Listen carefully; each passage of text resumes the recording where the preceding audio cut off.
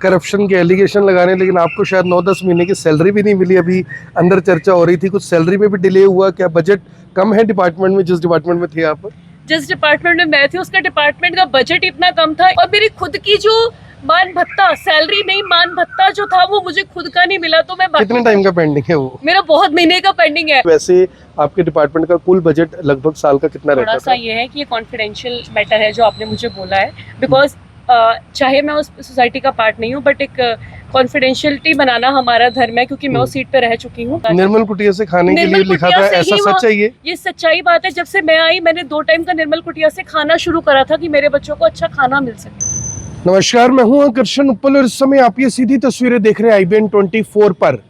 करनाल से पूर्व पार्षद रही मेघा भंडारी, जो वाइस चेयरमैन भी रह चुकी हैं सोशल जस्टिस डिपार्टमेंट के एक ऐसे विभाग के अंदर जो मूक और बधिर बच्चों की डेवलपमेंट के लिए, उनको आगे बढ़ाने के लिए, उनको हौसला देने के लिए, उनके लिए काम करने के लिए जाना जाता है।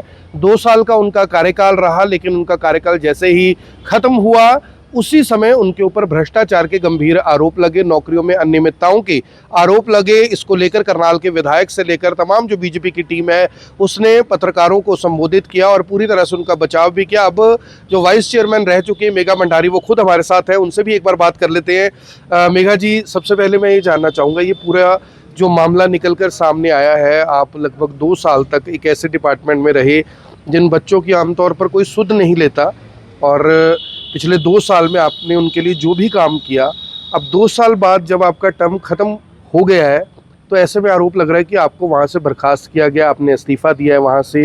ये क्या ये पूरा मामला है? क्या सचमुच आपको बर्खास्त किया गया या आपने इस्तीफ़ा दिया? अगर ऐसा है तो क्यों है? सबसे पहले आकर्षण जी, मैं आपका धन्यवाद करना चाहूँगी। और दूसरी बात, ये ना मुझे बर्खास्त किया गया, ना मैंने इस्तीफ़ा दिया, मेरे को रिलीव करा गया जी।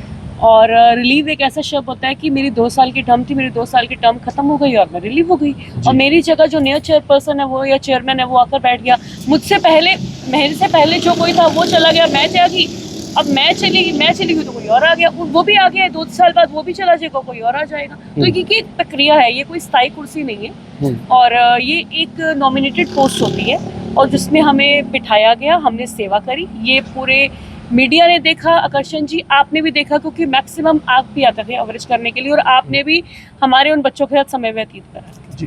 तो ये इस तरह के जो आरोप कांग्रेस की तरफ से लगाए जा रहे हैं, कांग्रेस के जिला अध्यक्ष ने तो प्रेस कॉन्फ्रेंस तक कर दी कि जो मेघा भंडारी हैं उन्होंने HSSC से पूरा रूल ही चेंज करवा दिया, सरकार से रूल ही चेंज करवा दिया और लगभग 96 या 98 कुछ भर्तियों की बात कर रहे हैं कि उन्होंने भर्तियां अपनी मनमर्जी मनमाफी कर दी, जिसमें जिनकी नौकरी लगी है उसमें जो सोशल जस्टिस मिनिस्टर है कृष्ण बेदी, उनकी बहू भी शामिल है। पहली बात तो ये, जो उन्होंने आपको 98 भर्तियों की बात करी उसमें उन्होंने कोई तथ्य दिया आपको? VC में कोई तथ्य नहीं दिए। नहीं।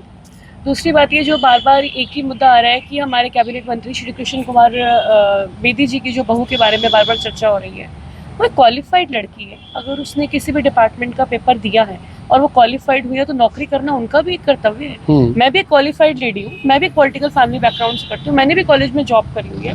इन फ्यूचर अगर मैं कभी नौकरी करती हूँ तो इसका मतलब ये होगा श्री अशोक भंडारी जी की पुत्र वधू नौकरी पे लगे किस डिपार्टमेंट में। तो आजकल एक पढ़ा लिखा होना एक बहू का या बेटी का एक गुनाह है।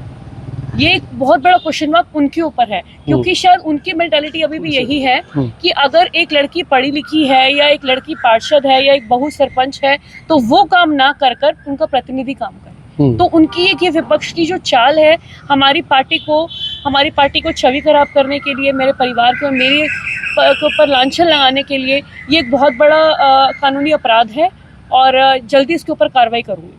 कानूनी कुछ एक्शन लेने जा रहे हैं? मैं डिफेमेशन का केस डालूंगी। जिन प्रिंट मीडिया, इलेक्ट्रॉनिक मीडिया या जिन पर्सनली जिन्होंने हमारी छवि खराब करने की कोशिश करी है, मेरी पार्टी की, मेरी सरकार की, मेरी खुद के परिवार की, तो उनके ऊपर बिल्कुल एक्शन होगा। क्योंकि आज की जो महिला है और खासकर मेघा भंडारी कभी भी चुप बैठने वाली नहीं है। इनको लगा था कि शायद ये एक छोटी सी मीडिया ट्रॉल करके मेघा भंडारी को घर पे बिठा देंगे, तो ये बहुत बड़ी गलतफहमी है। क्योंकि पार्षद के रूप में बुलंद आवाज़ करके लड़ाई लड़ के मैंने अपने वार्ड की सेवा करी, उसके बाद लड़ाई लड़के मैंने अपने बच्चों की सेवा करी 2 साल, और आने वाले टाइम में मेरी पार्टी मुझे जिस मुकाम पे जहाँ पर उन्होंने पहुँचाया, आगे जो भी कोई जिम्मेवारी लगाएगी मेरी पार्टी, मैं अपनी पार्टी का सदैव से धन्यवाद करती हूँ और हमेशा सिर मथे है मेरी पार्टी का हुक्म, जो भी मेरी पार्टी आदेश करेगी मैं सेवा करती रहूँ। मैम, जिस तरह से उन्होंने कहा कि जी 50,000 रुपये ये तेल के लेते थे, गाड़ी नहीं ले ली, अपनी सैलरी बढ़वा ली। मेरा क्वेश्चन फिर से वही है कि क्या एक वाइस चेयरमैन की कलम में वहाँ पर सचमुच इतनी पावर है, या ये सारे एलिगेशन निराधार है, या आप सचमुच ये सब कुछ कर सकते थे? ऐसा है, जो हरियाणा नॉर्म्स के एक नोटिफिकेशन थी 2019 में आई थी, जिसमें हरियाणा सरकार के चेयरमैन को कितने हॉनरम देना चाहिए, कितना मान भत्ता देना चाहिए, और एक गाड़ी जो थी सोसाइटी की जो पहले से ही थी वो मुझे अलॉट करी गई, क्योंकि मुझे पूरे हरियाणा में 8 सेंटर्स में अपना घूमना था। मैंने हर एक सेंटर में एक जगह जा जाकर रूट लेवल कॉज के प्रॉब्लम सॉल्व करी, जो उनकी डिमांड थी उनकी पूरी करी। अब एक गाड़ी बिना पेट्रोल के तो चलती नहीं है, अगर वो गाड़ी चलेगी किलोमीटर पे बढ़ेंगे और पेट्रोल भी बढ़ेगा। और जो भी कुछ करा वो हमारे माननीय जो प्रेसिडेंट ऑफ गरवाना है, उनको नॉलेज में था कि मैं आज इस सेंटर में जा रही हूँ, इस सेंटर का विजिट कर रही हूँ, आज मैं इस सेंटर में। तो अगर हम घूमेंगे, काम करेंगे, घर पे बैठने के लिए सरकार ने मुझे चेयरमैन नहीं बनाया। मैंने हर जगह भ्रमण करा, हर जगह बच्चों की तकलीफ ली, उनका सोल्यूशन निकाला। और अगर मैं घूमी हूँ तो गाड़ी का पेट्रोल भी लगा और गाड़ी का किलोमीटर भी बढ़े हैं। तो ये एक जो कि फालतू की जो बातें हैं, मुझे लगता है ये ओछी राजनीति करना, ये सब कांग्रेस वाले बंद करके अपना कुछ और काम करें, क्योंकि आज इनको एक मुद्दा मिल गया इस चीज का। मैम, ये भी बात सुनने में आई कि वो करप्शन के एलिगेशन लगाने, लेकिन आपको शायद 9-10 महीने की सैलरी भी नहीं मिली। अभी अंदर चर्चा हो रही थी कुछ सैलरी में भी डिले हुआ, क्या बजट कम है डिपार्टमेंट में, जिस डिपार्टमेंट में थे आप? जिस डिपार्टमेंट में मैं थी उसका डिपार्टमेंट का बजट इतना कम था। इनफैक्ट मैं तो जब से मैं जुड़ी हूँ, मैं तो कंपनीज को इनवाइट कर रही हूँ कि हमारे बच्चों को आके आप खाना प्रोवाइड करें, हमारे बच्चों को आके फर्नीचर प्रोवाइड करें, हमारे बच्चों को आके आप यूनिफॉर्म प्रोवाइड करें। और मेरी खुद की जो मान भत्ता, सैलरी नहीं, मान भत्ता जो था वो मुझे खुद का नहीं मिला। तो मैं कितने टाइम का पेंडिंग है वो? मेरा बहुत महीने का पेंडिंग है, और शायद मैं उनको लो भी ना, क्योंकि मैं ये सारा उनको दान ही दे दूं, क्योंकि जिन बच्चों को जरूरत थी ये उन बच्चों के ऊपर दान ही हो जाए। मैं तो यही है कि मैं तो कोशिश करूंगी, क्योंकि शुरू से जो है हम दान करते रहे हैं। भंडारी परिवार जो है, आपको भी पता है, भंडारी परिवार किसी से छुपा हुआ नहीं है समाज में। मेरे को ये पता है कि हम लोग तो खुद ही अब दोनों हाथों से दान करते हैं। किसी की जरूरतमंद होता है, कोई भी आता है। आकर्षण जी, आप भी समाज में रहते हैं, आप भी शहर में रहते हैं, आपको भी शहरदारी का पता है कि हमारे परिवार की क्या रेपुटेशन है। तो जो ये फालतू की बातें कर रहे हैं, उनको ये खुद को सोचना चाहिए कि वो क्या कर रहे हैं। अब मैं एक बार ये भी जानना चाहूँगा, जो लोग आपको सुन रहे हैं, आप क्यों बता रहे थे कि आप खुद भी कॉलेज स्कूल में पढ़ाते रहे, आप बाय क्वालिफिकेशन क्या हैं, और जब आपका रिक्रूटमेंट हुआ था उस दौरान क्या क्या रिफॉर्म्स इसी डिपार्टमेंट के अंदर करवा पाए आप? मैं बेसिकली एमएससी क्लिनिकल साइकोलॉजिस्ट हूँ जी। और जो इनकी पेन थी बच्चों की, वो मैंने समझी। मैंने साइन लैंग्वेज में उन बच्चों से बात करी। मैंने ये समझा कि जो बच्चे बोल और सुन नहीं सकते, उनको देखा जाए तो उन लोग अपनी दुनिया में, अपने पॉलिटिक्स में, सोसाइटी में लगे हुए हैं। उनको तो समझो कि उनकी प्रॉब्लम्स क्या है। लड़कियों के अगर वॉशरूम्स क्लीन नहीं है, बच्चों के पास अगर खाने को अच्छा खाना नहीं है, अगर यहाँ पे इतनी कमी आ रही है तो क्यों आ रही है, वो किसी ने नहीं देखा। सबने बस ये देखा कि हम काम कर रहे हैं। आपको काम असल में क्या करना है? असल में हमें काम यही करना था कि हमें उन बच्चों की तकलीफ समझनी थी, जो मैंने बेखूबी समझी है। और मैं इस चीज से बड़े गर्व से बोलती हूँ कि जो मैंने 2 साल इन बच्चों की ईमानदारी से और निष्ठा से सेवा करी है, मुझे इसका फक्र है। और आगे भी मैं इन बच्चों के पास जाऊंगी। कोई जरूरी थोड़ा ना कि अगर कुर्सी मेरी नहीं है या दायित्व मेरा खत्म हो चुका है तो मैं उन बच्चों को मिलने नहीं जाऊंगी। मैं उन बच्चों को जाके मिलूंगी, क्योंकि मेरा उन बच्चों के साथ बहुत लगाव है। तो अब क्योंकि इतने दिन से सब कुछ मीडिया में चल रहा था, आज तो खुलकर ही कांग्रेस ने प्रेस कॉन्फ्रेंस कर दी, क्या मन आहत है कि इतना काम करने के बाद भी? वो बात होगी कि अच्छा सिला दिया तूने मेरे प्यार का, आपने उन बच्चों को प्यार भी किया, उनके लिए काम भी किया, लेकिन रिजल्ट में कांग्रेस की तरफ से जो एलिगेशन लगाए गए, मन आहत है?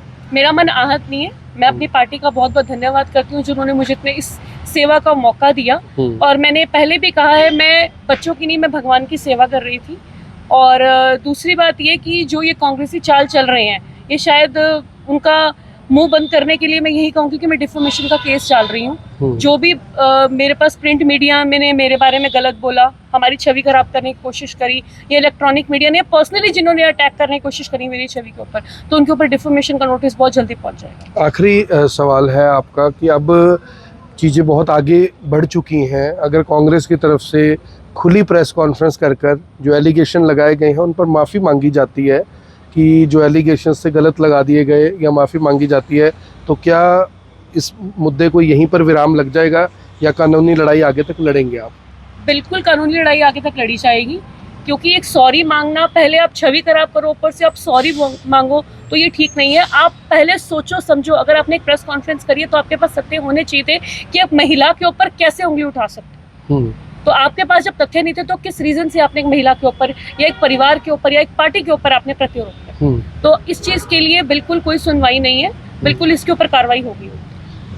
एक और सवाल पूछ लूं, क्योंकि आखिरी सवाल कर मैंने 2-3 पूछ लिए। पूरा जो बजट था आपके इस डिपार्टमेंट का वो लगभग कितना था? क्योंकि विधायक जी बता रहे थे कि इतना तो शायद बजट भी नहीं है पूरे डिपार्टमेंट का, और करप्शन के जो एलिगेशन है उसके कुछ दस्तावेज, कुछ तथ्य भी सामने नहीं है। वैसे आपके डिपार्टमेंट का कुल बजट लगभग साल का कितना रहता थोड़ा सा ये है कि ये कॉन्फिडेंशियल मैटर है जो आपने मुझे बोला है, बिकॉज चाहे मैं उस सोसाइटी का पार्ट नहीं हूँ, बट एक कॉन्फिडेंशियलिटी बनाना हमारा धर्म है, क्योंकि मैं उस सीट पे रह चुकी हूँ। तो वो इतना नहीं था कि हमारे बच्चों का खाना भी चला जाएगा या हमारे बच्चों का रहना सहना भी चला जाएगा। निर्मल कुटिया से खाने के लिए लिखा था, ऐसा सच है ये सच्चाई बात है। जब से मैं आई मैंने 2 टाइम का निर्मल कुटिया से खाना शुरू करा था कि मेरे बच्चों को अच्छा खाना मिल सके। धन्यवाद। तो ये थी मेघा भंडारी जो वाइस चेयरमैन रह चुकी हैं। खाना निर्मल कुटिया से आने के लिए कहा गया, सैलरी जिसे मान भत्ता भी कहा जाता है वो काफ़ी महीनों से मिला नहीं है। ऐसे में इस तरह के जो एलिगेशन है वो अब क्योंकि कानूनी रूप लेने वाले हैं, बीजेपी कांग्रेस के खिलाफ कोर्ट में जाने वाली है, ऐसा दावा फिलहाल किया जा रहा है, और माफ़ी का कोई खाता नहीं है, ये भी बात कही जा रही है। अब देखना होगा कि आगे चलकर जो ये एलिगेशन है कितने तथ्यों पर आधारित रह पाएंगे, क्या कांग्रेस के आरोपों में दम है या फिर बीजेपी की तरफ से मेघा भंडारी ने अब खुद कैमरे को फेस किया है, खुद उन आरोपों का जवाब दिया है जो आरोप उनके ऊपर लग रहे थे, चाहे नौकरी में अनियमितताओं को लेकर थे, चाहे करप्शन को लेकर थे। इन दोनों चीज़ों को लेकर अब कोर्ट में क्या क्या चीज़ इसमें सामने आ पाएगी ये देखने वाली बात होगी। मेरी आप सभी से अपील, जो भी लोग इस वीडियो को देख रहे हैं इसे साथ के साथ ज़रूर शेयर करें और कमेंट बॉक्स में ज़रूर बताइएगा कि दोनों तरफ से अब जो एक तरफ से अटैक हो रहा है और दूसरी तरफ से बचाव हो रहा है, और साथ ही उसके ये भी कहा जा रहा है कि एलिगेशन गलत है। एक महिला के ऊपर जिस तरह से दुष्प्रचार किया गया, उसके गरिमा के ऊपर ठेस पहुंचाई गई, उसे अटैक किया गया, उसको लेकर अब वो कोर्ट ज़रूर जाएंगे और जल्द ही सबके नोटिस भी निकलेंगे, ऐसा दावा भी किया जा रहा है। मेरी आप सभी से अपील, जो भी लोग इस वीडियो को देख रहे हैं इसे साथ के साथ ज़रूर शेयर करें। आप देख रहे हैं IB 24, मैं हूँ आकर्षण उपल, आप सभी के साथ लाइव। धन्यवाद।